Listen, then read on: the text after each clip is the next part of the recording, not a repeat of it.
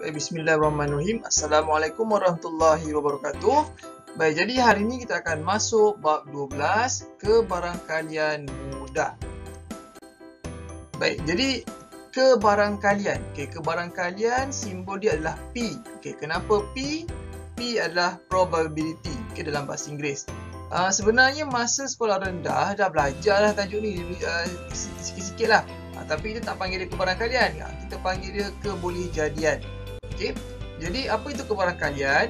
Ukuran kemungkinan berlakunya sesuatu peristiwa dalam bentuk pecahan atau peratusan. Jadi untuk kebarangkalian dia boleh jadi mustahil berlaku, mungkin berlaku ataupun pasti berlaku. Jadi kalau dia mustahil berlaku, kebarangkalian dia adalah sifar. Kalau dia pasti berlaku, kebarangkalian dia 1. Contoh yang mustahil berlaku ibaratnya macam Cikgu Yasir terbang. Jadi tanpa apa-apa bantuan saya boleh terbang, itu adalah satu perkara yang mustahil. Pasti berlaku. Ajal maut. Jadi itu adalah benda yang pasti berlaku. Mungkin berlaku. Jadi dia antara kosong, sifar hingga 1. Dan kita boleh tulis dalam bentuk pecahan ataupun perpuluhan.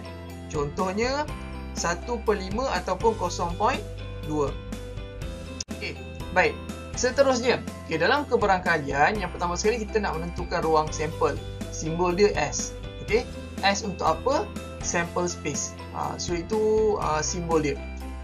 Ruang sampel bermaksud semua kesudahan yang mungkin. Contohnya, katalah saya ada dadu. Situasi dia, sebiji dadu dilontar. Jadi kalau bila saya lontar dadu, apa nombor yang saya mungkin dapat? So, saya mungkin boleh dapat 1, 2, 3, 4, 5 ataupun 6.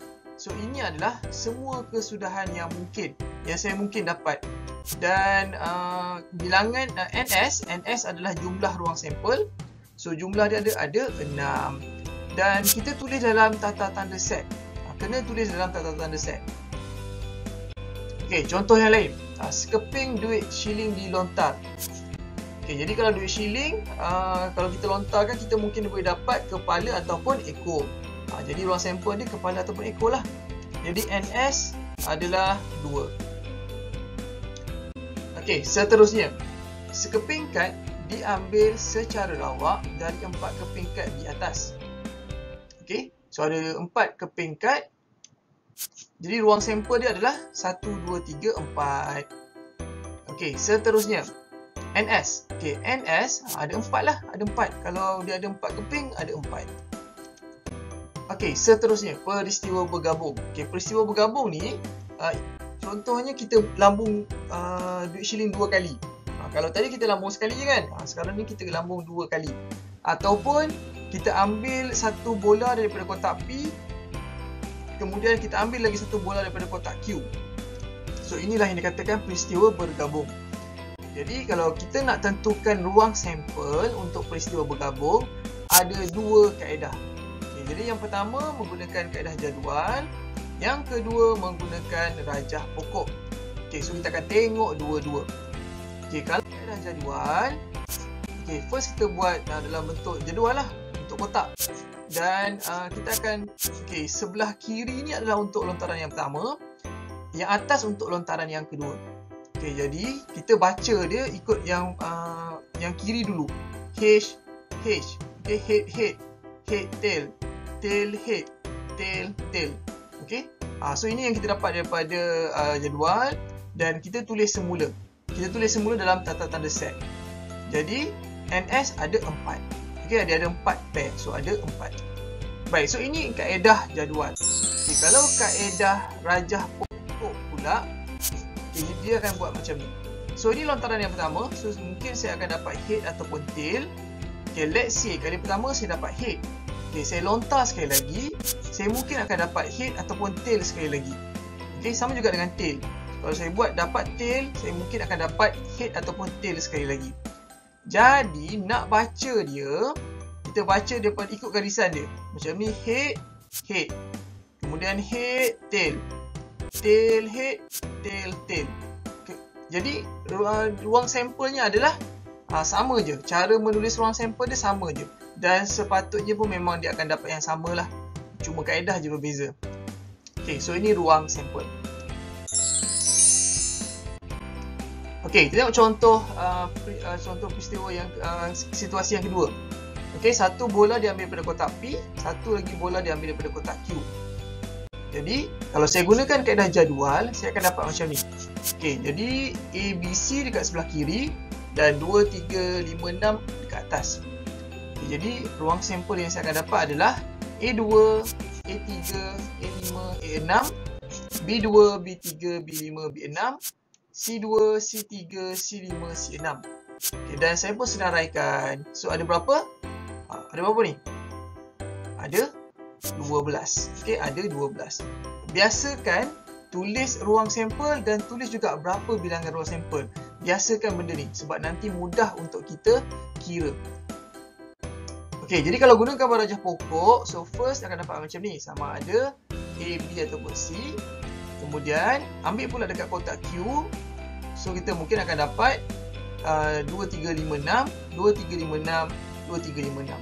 Okay, jadi ruang sampel yang kita akan dapat adalah A2, A3, A5, A6, B2, B3, B5, B6, C2, C3, C5, C6. Dan kita pun senaraikan balik. Okey? Sama, kaedah yang sama.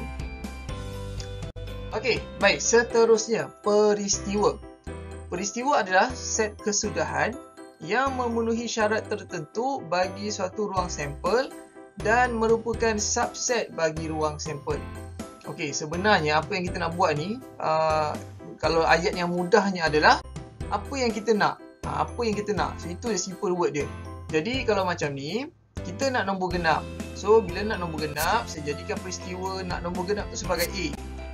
Okey, nak nombor genap apabila dadu dilontar.